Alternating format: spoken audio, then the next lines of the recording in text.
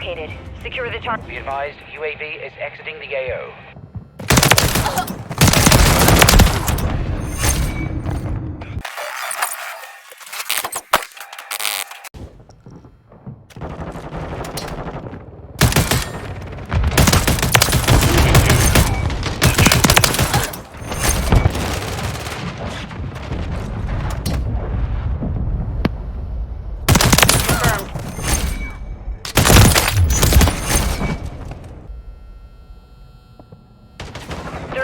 Remain.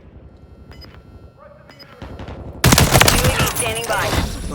Tag secure. Kill confirmed. Counter UAV standing by. Confirms that one. My arm. I'm pretty sure Kill it's confirmed. We've secured the field. Mission accomplished. The only people that actually get on days is just streamers that use bot lobbies.